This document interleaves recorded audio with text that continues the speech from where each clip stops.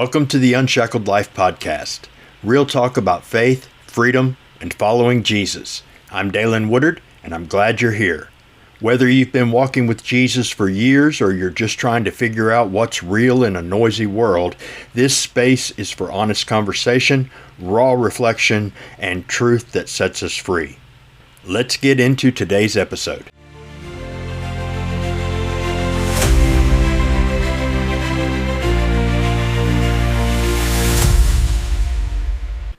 Some of you may remember that Leah got me a baby spider for our anniversary this year.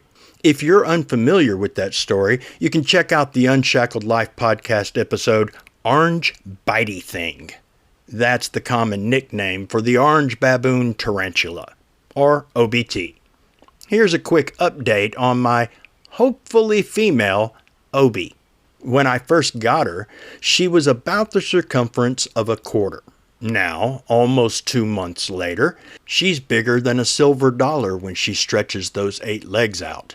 She's grown enough to need new housing, so my amazing wife set up a habitat that's big enough for a long while. Possibly forever, if Obbie turns out to be a he. Males don't get as large as females and live only a fraction as long. A couple of nights ago, we moved her into her deluxe apartment. Now, this isn't as simple as scooping up a hamster. OBTs are escape artists, super fast, aggressive, and let's not forget, their bite is medically significant. And here's my confession. I'm not full-blown arachnophobic, but spiders definitely make me nervous.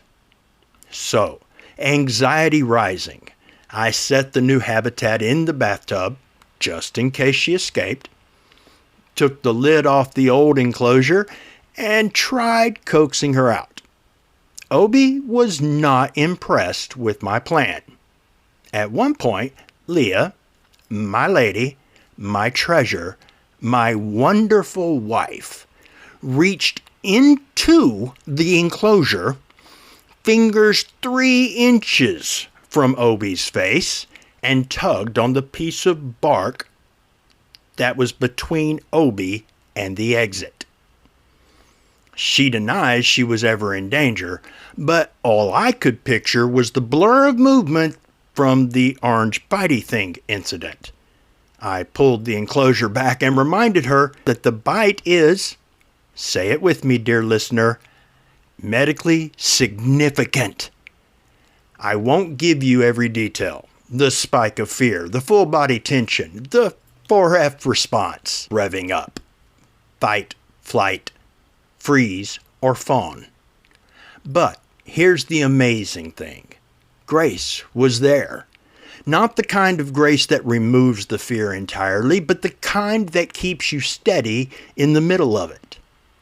Would I prefer complete healing, restoration, and the freedom to maintain a regulated central nervous system and not be so easily sent off into 4F responses? Absolutely. But sometimes the greater miracle isn't instant healing. It's sufficient grace to climb the mountain God doesn't move. That night, I walked right up to the edge of a panic attack and didn't fall off the cliff. Not because I used all the right coping tools, but because the guardrails of grace stopped me before I even realized it. I was able to laugh, joke, and enjoy the time with my wife, rather than crash out. And maybe that's the point. It's easy to get discouraged when you face the same battle over and over. You pray and God doesn't take it away. But his answer isn't limited to yes or no or even not yet, maybe or later. I believe there are times and areas in all our lives where God would rather hold our hand and walk together up and over the mountains, one right after another, keeping us close to and reliant upon him, rather than removing the obstacle and enabling us to run down the road ahead of him. Leah could have moved Obbie by herself, sparing me the fear. I could have done it alone to protect her from danger. But we did it together, and that gave us a moment we never would have shared otherwise. Sometimes relationship is better than relief. God knows when to take the mountain away and when to give you his presence and power to climb it. No matter what your bitey thing looks like, God's grace is enough through the work of Jesus, who endured the cross so that you can come boldly to the throne of grace and find help in your time of need. Sometimes the miracle is that God moves the mountain. Sometimes the miracle is that he moves in and with you over it.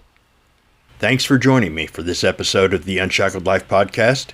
If it encouraged, blessed, or challenged you, consider following the podcast and sharing it with someone you feel it might bless or help. Be blessed, and remember, when you fix your thoughts on God and build your thinking on the foundation of his truth, God fixes your thoughts.